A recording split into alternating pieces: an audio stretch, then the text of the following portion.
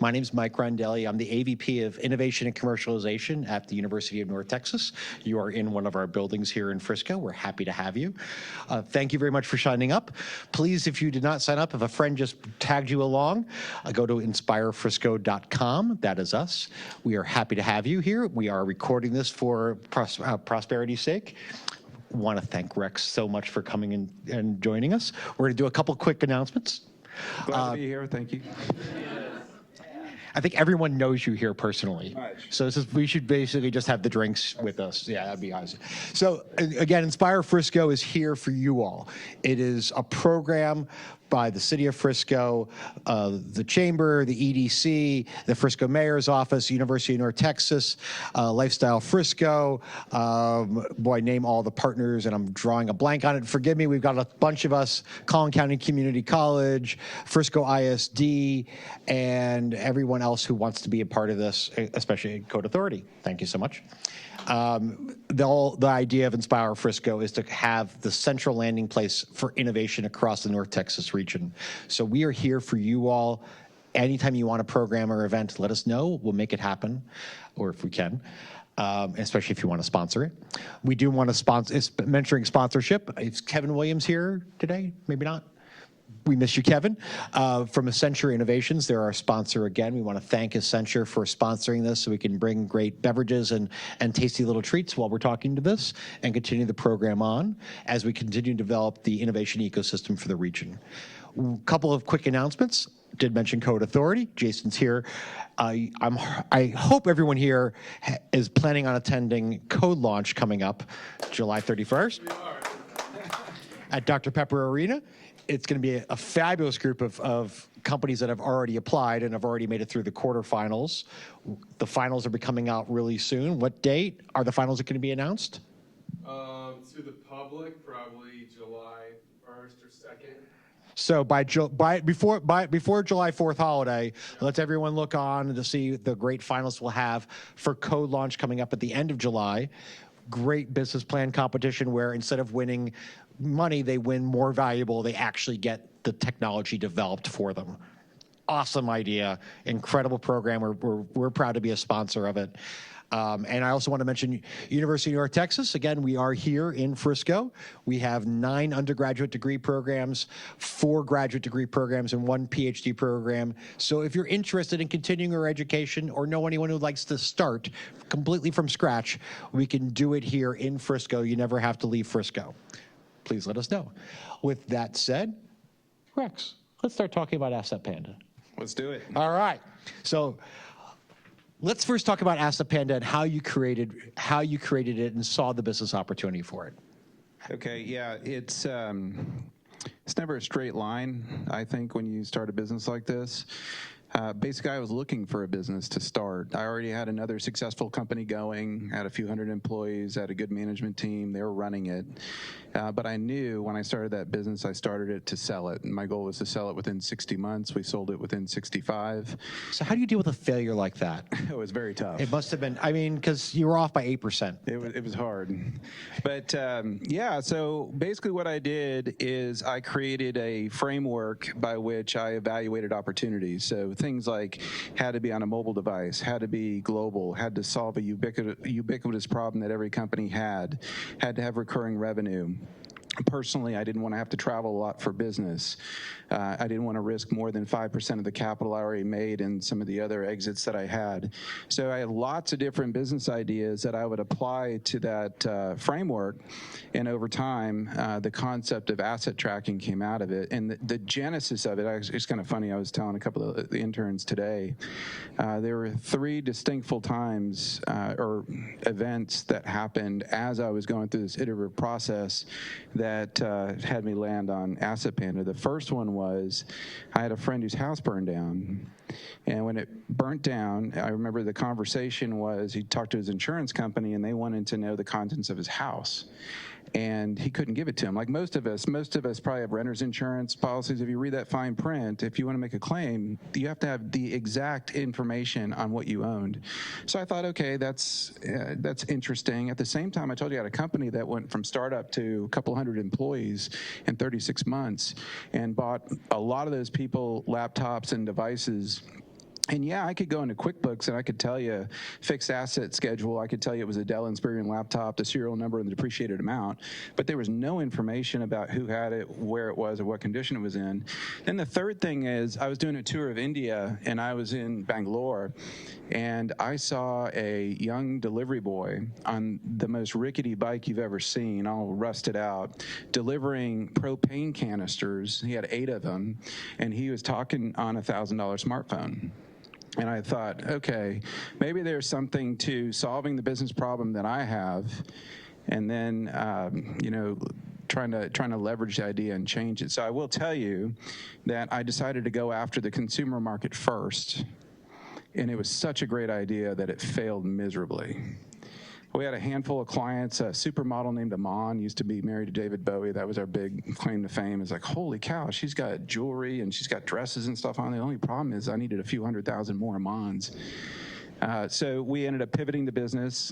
Our big break came with the state of Tennessee. They mandated in first responder vehicles that they move from PCs to tablets, and they needed an app.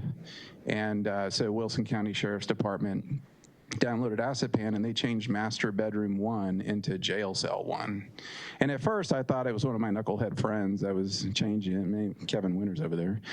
But then we called him and we talked to him, and he told us what he liked about the app and gave us a whole lot of things that it was missing.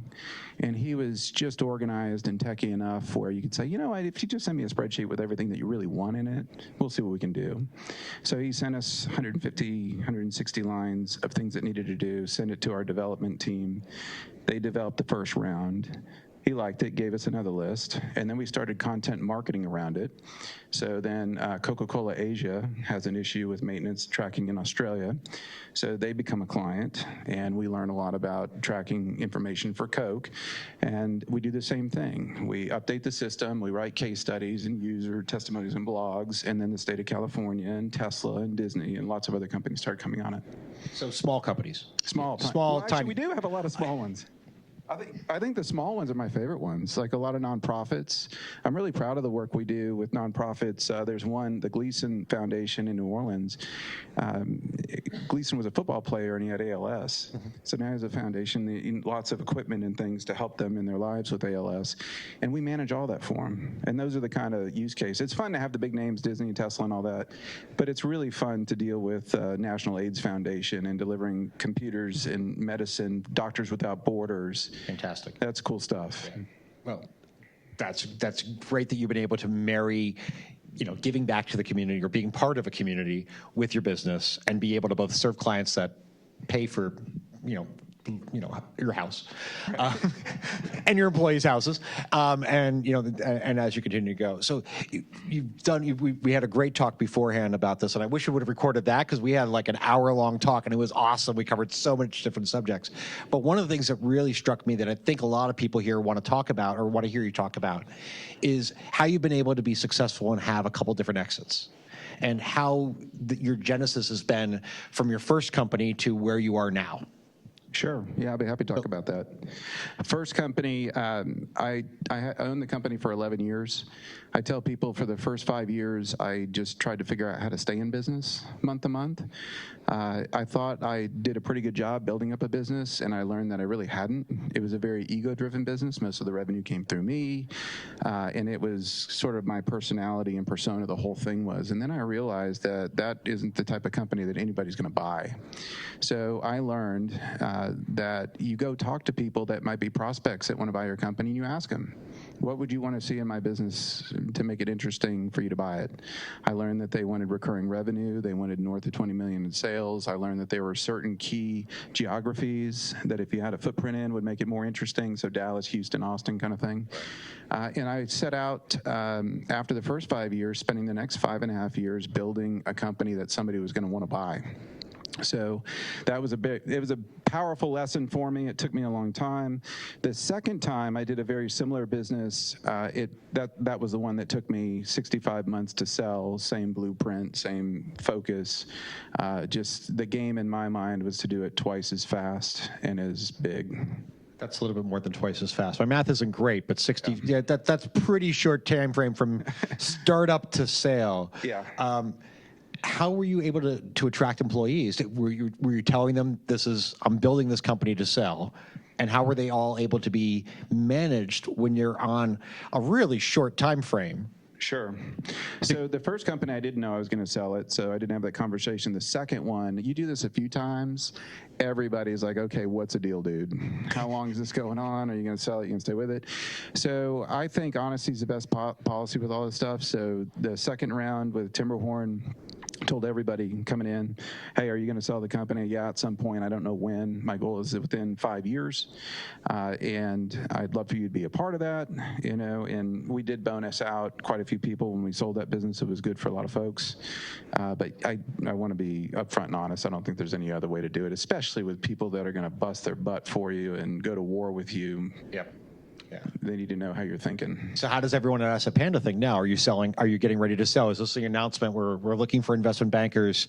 There are 4 of them in the back of the room. You're going to be vying for this, or the short answer is no. I want this to be a legacy business. The opportunity in this company is extraordinary. It's the other business I had were geographically and client restrictive, so you could only have so many clients in Dallas before you were actually poaching people from your own clients. So you really couldn't do that, and you had to go to different markets.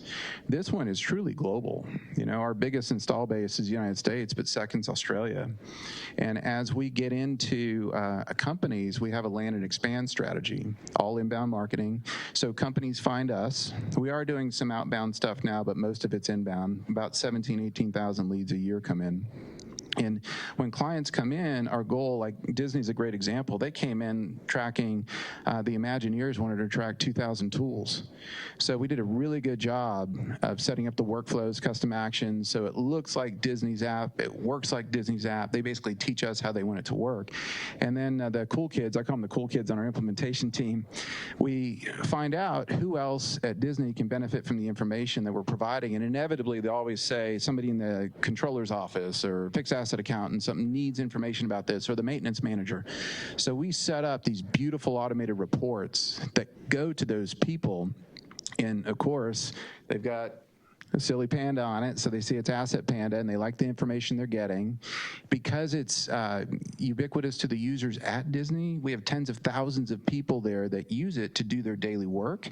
So the controllers see the information change on a pretty consistent basis, so they know they're not getting a static spreadsheet. They know they're actually getting good information. So the Imagineers turns into props, turns into rides, turns into maintenance, turns into Asset Panda owning Disney. That's basically the concept, land and expand. I think it's owned by a family that's out in Fort Worth, but close. Okay. It's owned by Panda. So how have you been able to learn how to sell like that? Yeah. Because that's not, you wouldn't read that in a normal book of how to sell to a company. Very, honestly, it was very difficult for me. I was an old school sales guy. I'm good on the golf course. Well, I'm not good at playing golf, but I enjoy that kind of setting, and this is not that. We hardly ever meet customers.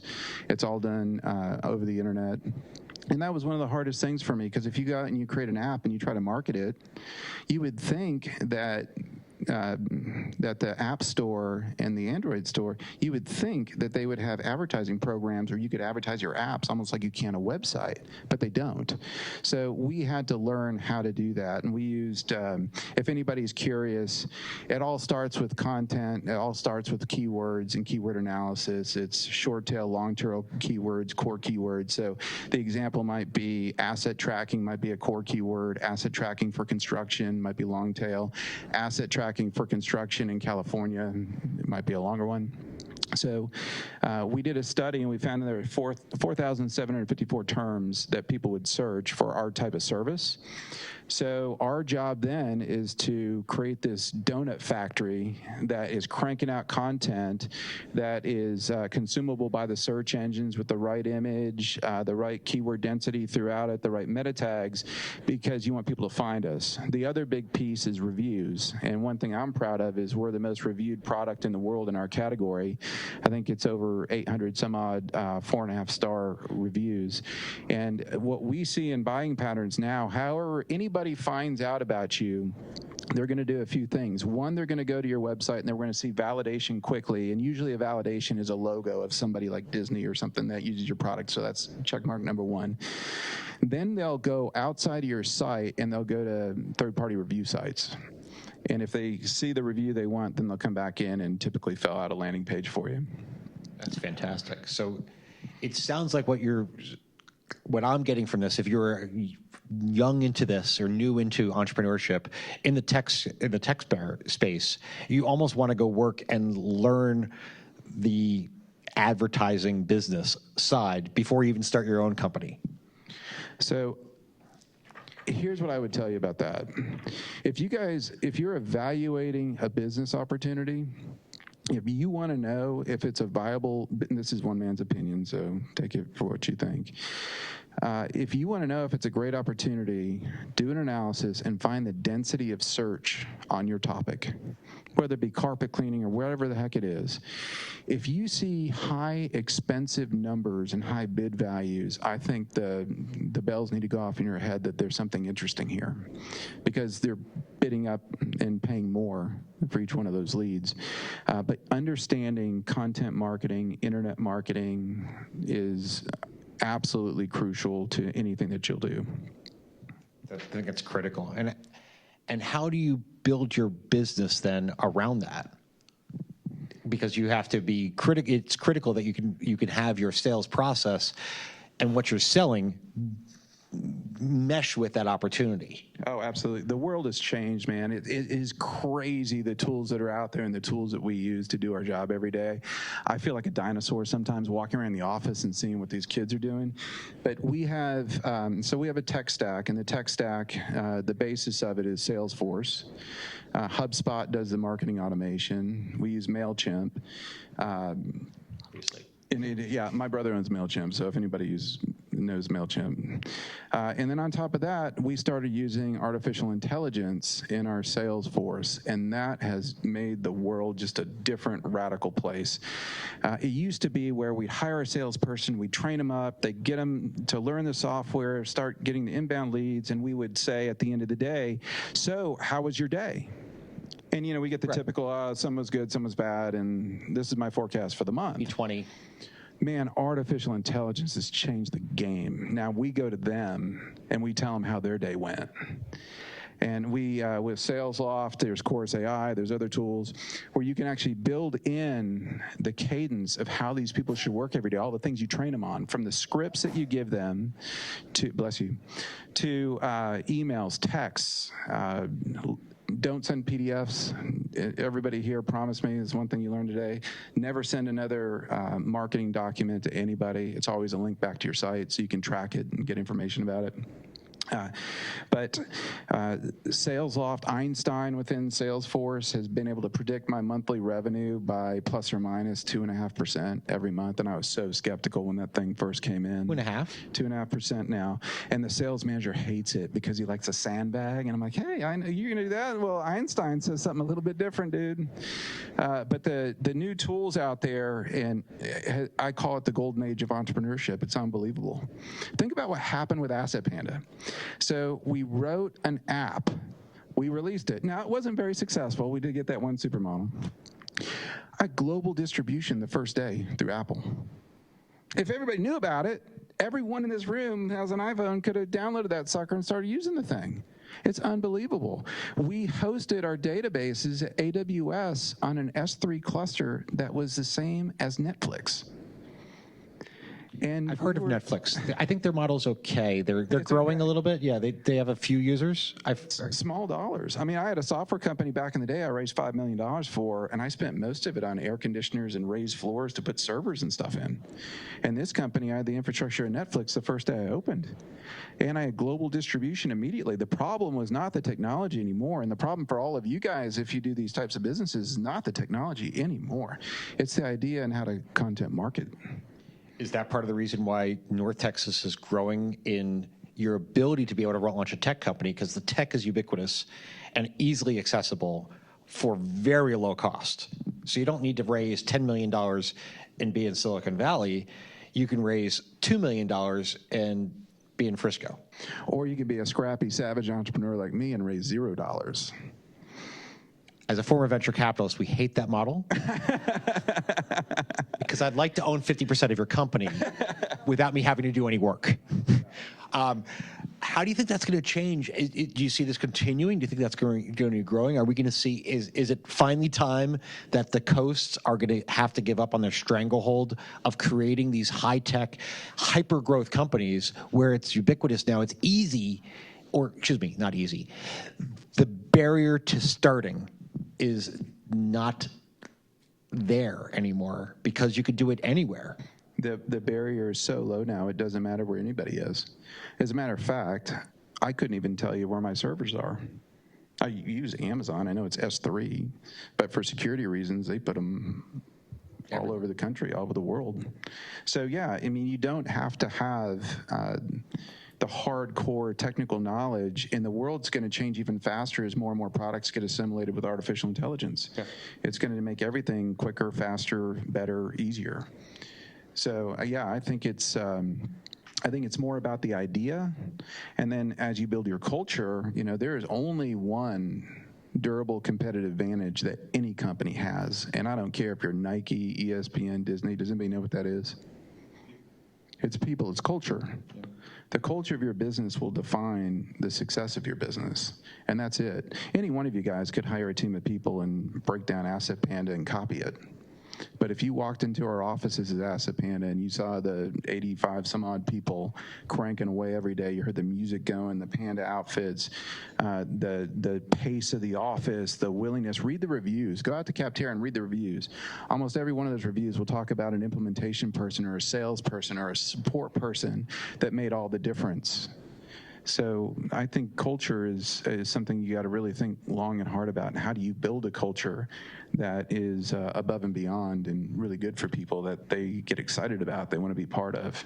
So how did you come to doing this? Because this is not get lucky. You've done it 3 times. Yeah. So you've obviously built that, and you've got an ability to be able to do it, and you recognize this within yourself. How do you keep yourself on point, and how did you grow to do that? Sure. So I grew to do it by making a lot of mistakes, and I failed a lot. So to be honest with you, you were off by 5 months. Yes, right. I think it comes down to 3 things. I call them the 3 C's: clarity, communication, and culture. So clarity. When you get into a business, why are you in that business? Are you in it to build it and sell it? Are you in it to build a lifestyle business? What is the value you're going to provide to your customers? So having deep clarity as an entrepreneur getting into something, and then providing clarity to all the people that work for you. We do a quarterly state of the company presentation where we go through every operating aspect of the company as a privately held business to keep everybody completely informed.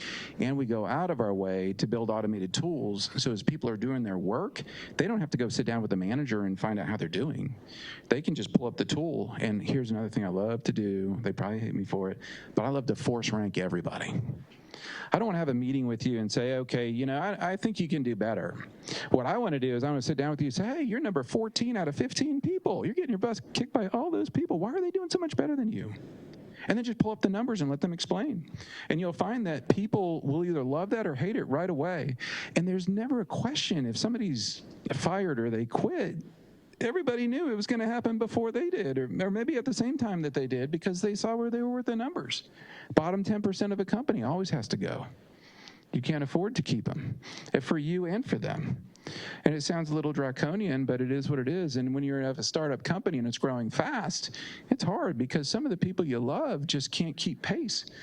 Well, and you can also move to some place where maybe they're better. To a different role. I mean, there's nothing wrong with not being good at everything. That's right. I agree. And how did you learn that role, being the entrepreneur, the founder of it, and Sure. letting go? Because it's got to be, you've got 85 some odd people now. 85 here, development in Eastern Europe and in the Philippines. So it's a 24/7 development environment, probably about 110 people total working on it. So in your first company, you came up with, the first idea.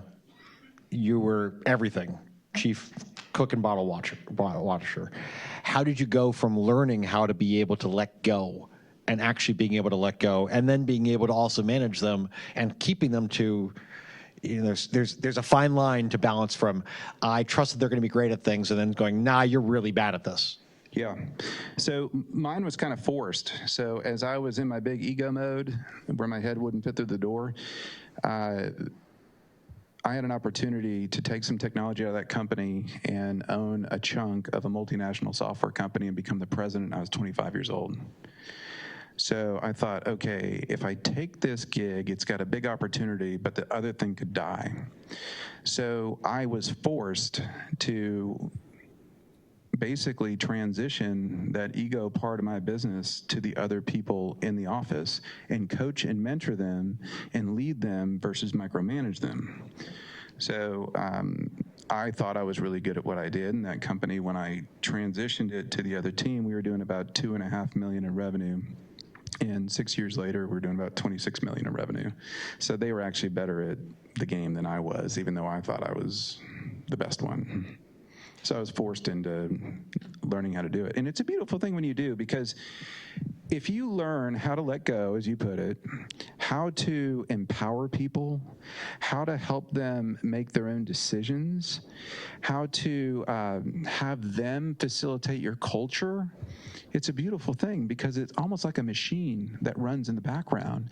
And the only way you get that is if you give them clarity, if you communicate very clearly to them. Like I talk about failure all the time. Failure's not a bad thing. I expect you to fail. I hope you fail a lot. If you're not failing, what are you doing? Because entrepreneurship in life is about trying something, failing, learning, and having success.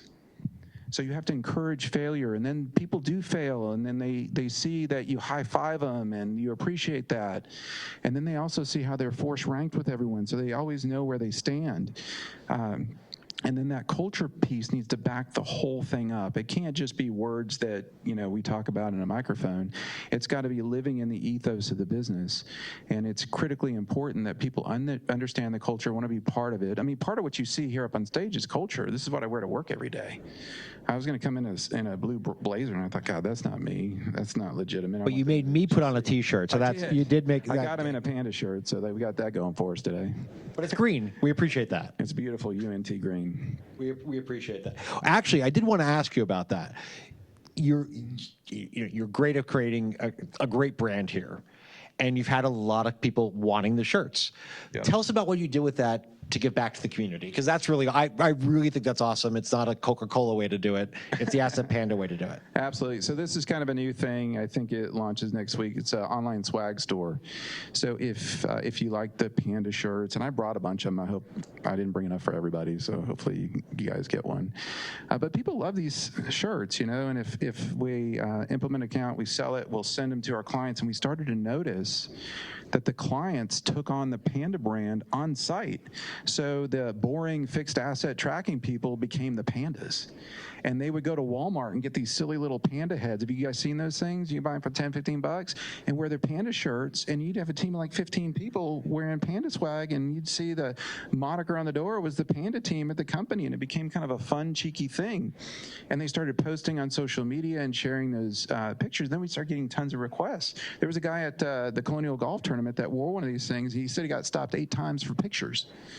So we know that people like the shirt, they're comfortable, so we're creating a swag store where if you have your favorite charity of choice, you can register them and use it as a fundraiser, so 100% of the proceeds will go to whatever charity you want it to go to. I think that's awesome. I want to thank you personally for doing that. That's incredible. But it's also part of your culture. Absolutely. And I think that pulls back to your central theme, is that, exiting the company was great, and you did it on purpose twice, and now you're on purpose building a legacy. Absolutely. And I think that's also important for someone to realize, that you're also at a different age now, where, back when we were, when you're growing up in the 90s, everyone wanted to start a company and sell it in 2 years. Yeah. Just to be able to tell everyone that you're so cool that you sold the company. Yeah, there's only so many steaks you can eat and so many vacations you can take, and challenge accepted. Take care of the kids. You take care of your family, you do those things, and then you start to really think about significance and how can you make an impact on the world, and how can you be a positive example that helps people. Like maybe somebody out in the crowd here today is looking at, hey, I see that knucklehead up there. I'm as smart as he is. I know I can do this myself. That's what I want. I think the world needs more entrepreneurs. I think a lot of the great problems that the world has in front of it won't be solved by governments, won't be solved by NGOs. It'll be solved by entrepreneurs. And if we can just light a little, flicker in someone to think, yeah, I can do it. Because I got news for you. Everyone in this room, you can do it. You absolutely can. Some of the things that keep us from achieving what we want to achieve are the boundaries that we've been told about life our whole life. Maybe you went to school and they said, hey, you're not that good at math, you shouldn't do this, don't be an accountant, or you are, you should do this.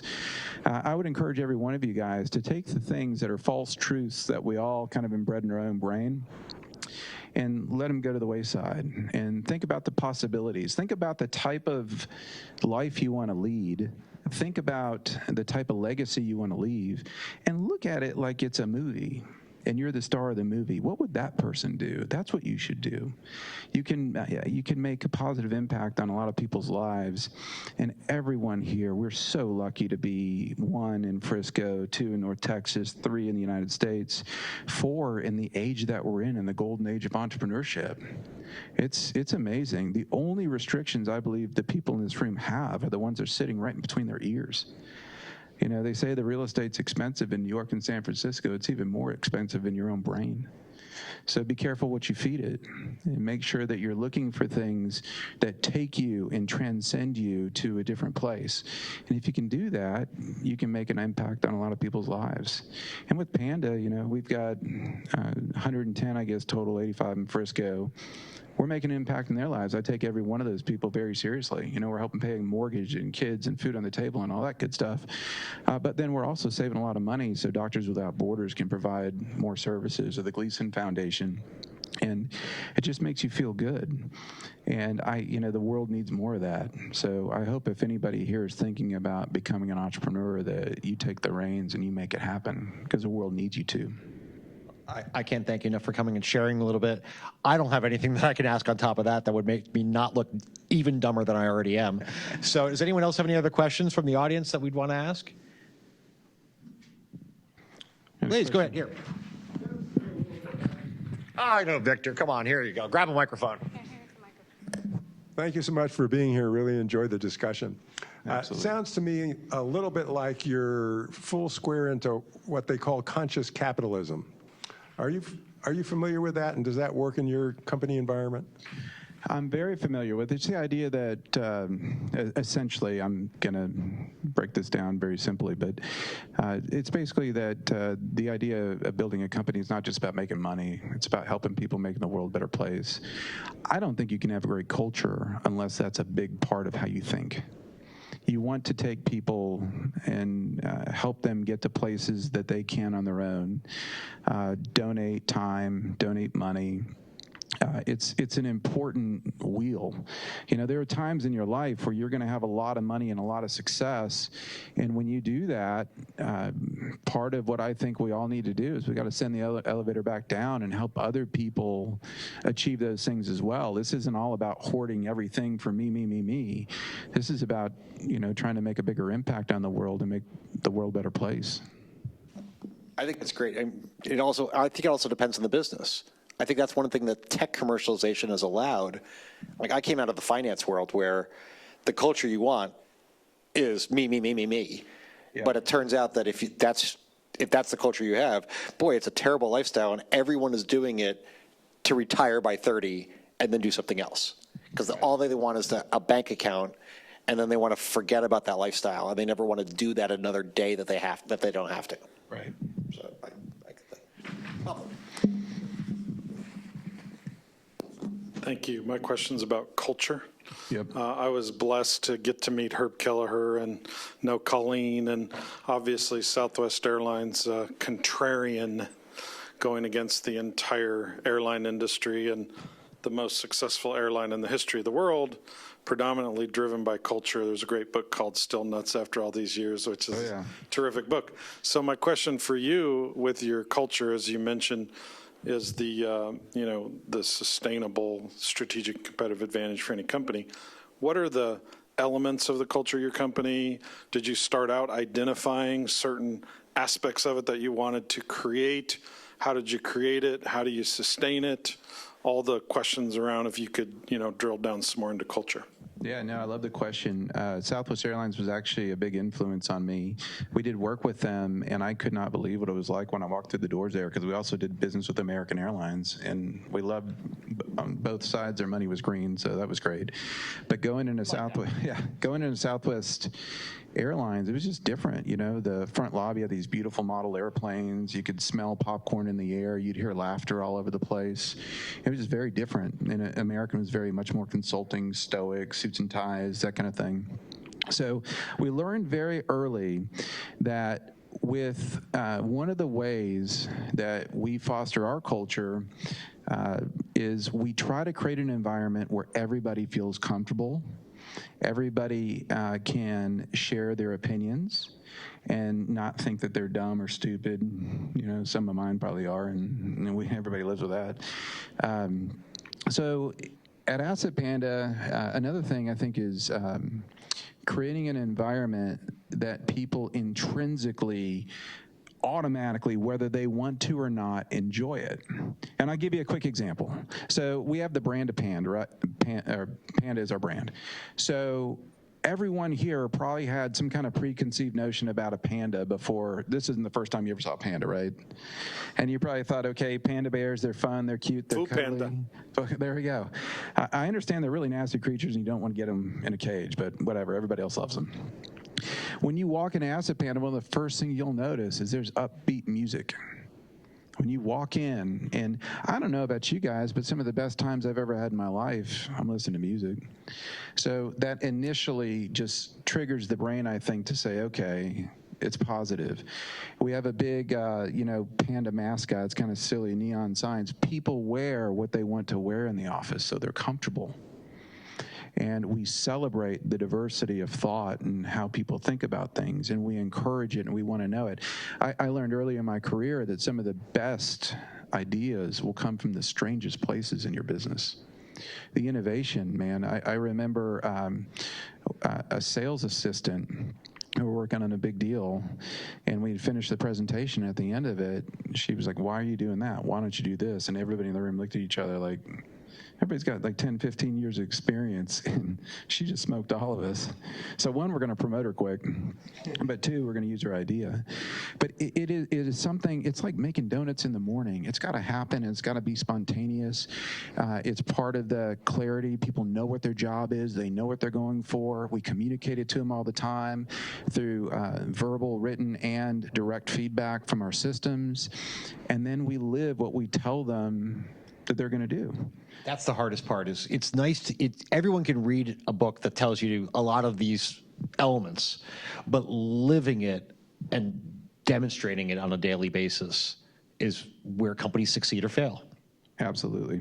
Yeah, and there's some good books that talk about culture that we recommend to our employees that we can send out. Like there's one called Multipliers. Anybody here ever read Multipliers? I've heard of it. No. It's a little bit of a long read, but man, the concepts behind it are wonderful. The idea that all of us as leaders, our job is really multiply people, right? You in your culture, you want people to move along in their careers, and you don't want a draconian, hey, I'm the smartest guy in the room, I'm gonna come here and tell everybody what to do and leave. You want those people multiplied so they can figure out what the strategy should be and how to manage the people. And so if you empower them, you give them the guidelines to work in, great things can happen. And another thing to add to your question, every business, my first business for 3 years, I didn't have a mission statement, and I thought it was stupid and didn't know why people did it. Get a mission statement. Have your short-term vision, long-term vision, your guiding principles, what your brand promise is. All those things need to be laid out and debated. And you'll find that on your guiding principles, for example, I think we have like 15 or 16 of them. Entrepreneurship is one. So we want people entrepreneurial. We want scrappy, edgy, smart, intelligent, open door, teamwork. And we talk about the employee, and we go through it, and we say, is this us? And the hard part about the culture is when people are talented, but they don't fit the culture, you have to fire them. Doesn't matter how talented they are or where they fit in the company, because bad culture spreads like a cancer. So when you identify it, you got to remove it. I hope that answered your question a little bit. Yeah, Southwest Airlines like a wedding, American Airlines like a funeral, with respect. Okay, yeah, with respect, I get It's it. interesting you mentioned Very different. about job clarity. University of North Texas neither advances or denies either one of these statements. We do not have any problems with either of those organizations. Just to be clear about that. For Are you any doing another potential question? sponsor who'd like to come in, I'll deliver the mic. And while got I'm one right delivering over the there. mic, I'm going to say job clarity is one of the biggest decreasers of stress for a person. Absolutely. Yeah. We want to know Okay. what they're supposed to be doing and how they're measured. All right. Delivery of the mic. Rex, thank you so much for being here. What a wonderful conversation that we got to listen to. There's a wonderful book that was just written by Eric Schmidt and company, $1 Trillion Coach, highlighting the legendary Silicon Valley coach Bill Campbell, which kind of states the importance of having a coach and being a coach. And there's just one quote of Tom Landry in the book that's wonderful to characterize a coach. A coach is someone who has you hear what you don't want to hear, see what you don't want to see, so that you can be what you've always wanted to be. So my question to you is, how do you see yourself as a coach, and how do you see yourself as someone who needs to be coached? No, I love the comment, and I'm glad you brought up the word coach, because I think we should take the word management and burn it and put it in a trash can, because that's not what anybody wants. Does anybody here want to be managed? Does anybody here want to be coached? Probably for all the same reasons that you said. So I do view myself as a coach to the people that work for me. I might be one of the most frustrating people that you would ever work for, because if you come into my office and you ask me a question, I'm going to throw another question back at you, even if I know the answer better than you ever will. That's not what my job is. My job is to help you critically think and have the confidence to come up with your own answers and decisions. So I totally agree with the comment. Yeah, it is about coaching and developing, and I am constantly looking for ways to improve and get better on my own. I read quite a bit. I follow a lot of blogs and podcasts. You know, of course, I'm on Instagram. My kids make fun of me. But, you know, the things that I follow there are like secrets to success. I need that little dose in the morning to say, you know, the iceberg that shows success. What podcasts, some of the podcasts I like, Masters of Scale by Reid Hoffman. My brother's company's got an interesting podcast now. That's the real estate issue in your brain. You know, you need to make sure that you're constantly trying to improve yourself. And the world has changed. So in the past, you might have hired a coach.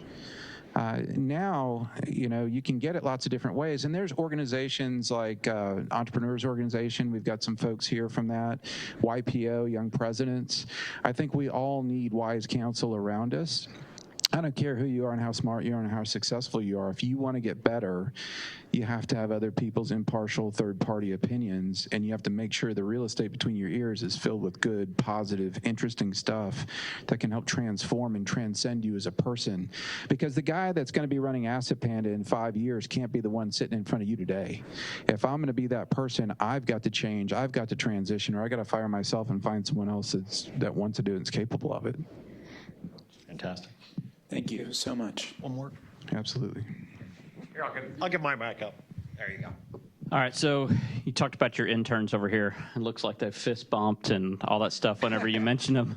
But yeah, we saw you. But so because of UNT and in internships and stuff like that, how do you use interns, and what kind of roles do you use them for? And then How do we get more there? But sorry. And then the last bit is paid versus unpaid, that kind of stuff. So Sure. So I think the whole internship thing is part of the sending the elevator down and helping young people learn what a good culture is like, how to work in an environment. We started out small, where we would hire a couple interns in the summer, and we'd primarily put them on the sales team. Now what we've done is we've got marketing interns. We've got a design team that's got 3 interns from UTD. And we take some developers and technical skills from code dojos. We had 2 people start. One was an ex-military guy that started as an entry-level developer. I don't believe in not paying interns, so we pay them all. I think above market rates. They might argue with that, but above market rates, because I think the work they do for us should be valuable. And that's the other thing we do. They don't come to us and we don't send them out to get us coffee.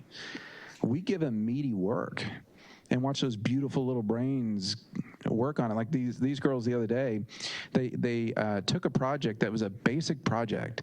We were trying to basically, I'm butchering this, so bear with me. But we're trying to decide, and the accounts we have, we rate them differently. Like healthy might be they communicate with us all the time, they're on the tool, they're happy. And we might have a client that's at risk, but still healthy, but at risk because they never talk to us and we don't know what they're doing. So, and there's several other statuses too. And these two young ladies basically took the information and did exactly what we asked them to do. But because they're smart and curious and inquisitive, they started looking at, oh, hold on, are there any other correlations here? And in our case, it's workflows and use cases. So they started looking at number of workflows or actions that every client has implemented, and they found that if they had a very small number of workflows and actions, that their at-risk rate was really high. If they had a large number of them, they were typically very healthy. So I just think it's cool. You know, you see those brains start rolling, and that's not only interns, that's everybody in here, and it's our goal as a company, is you want to make the people that work for you want to go figure that stuff out. And no one sat there and told them to do it. They just figured it out on their own, and we were kind of blown away with the work that they did. And just, you know, going back to coaching, that's the way I think about all the employees in the company. It's, hey, we got to coach them up and maybe they'll teach us something really cool. And I found that it happens over and over and over in different parts of the company, but the culture has to be there to back them up. So if they fail, we don't berate them. We just talk about what happened. Let's learn from it and let's succeed. And if you can build a culture like that where people do feel empowered and they want to try different things, I think the best innovations ever going to in your company are going to come from the people that are actually working with your clients every day. It's not me and two people in a whiteboard, you know, it's not about that. This is about the collective wisdom of the crowd. And that's the other thing I want everybody to know. You know, I told you we started this business, it was a home app, and then we pivoted and we made some changes. The world now can give you instant feedback on anything. It's just whether or not your ears are open, you're going to listen to it. My brother at MailChimp says, listen hard and change fast. And I'll be damned if he's not right. If you think, and this is just my opinion, take a business plan, write it, go through the mental exercise of putting it all together. Start your business, and the first thing I want you to do is burn the business plan. Because things change. You know, Mike Tyson said everybody's got a plan until you get hit. And that's the reality of it. Punch in the face. Punch in the face. Yeah, this is not about perfection. None of this is about perfection. None of this is about how good you are at one particular thing. This is getting into the game and knowing that every day you're making donuts and you are going to fail and you are going to learn and you are going to succeed. But it's a hamster wheel and it just keeps going. And if you can ingrain that into the people that work for you, it's magic. People start making decisions. You'll think like these interns and the things that they do happens throughout the company, and it multiplies and multiplies and it permeates, and it becomes a place that people know that they can be successful. And that's what we're going for. And I can tell you, as a VC, even back when we all wanted you to write business plans, we never read them. We did a spell check, but we cared about your assumptions. But we wanted you to go through that business plan, and we all knew your business plan was a complete, and that's exactly what was not going to happen to your business. So we wanted to know what you thought the best thing was, because if we saw better than that, then we knew that there's a possibility. But we knew the business plan is exactly what was never, ever, ever going to happen to your business. Great. So we appreciate that. I can't thank you enough. This has been great. Thank you so much. Again, if you need any interns, we have a whole university here where we have lots of green to have interns, and we actually, here in Frisco, we have an aggressive ability to be able to place interns today. So Thank you so much. Thank you for having me. One other thing I'd like to tell you guys is that everybody in this room deserves to live the best version of your life and the best version of yourself. It's not about competing against someone else. It's about competing with yourself and trying to become a better person over time, and whether it's health, whether it's business, work, money, or any of that stuff. So just know that you have the capabilities. You can do it. You are enough. You can make it happen. You just got to believe in yourself and know that you're not dealing with a perfect model. We're all perfectly imperfect, and every business will be perfectly imperfect. So believe in yourself, give yourself a chance, and change the world, because the world needs you to. Thank you.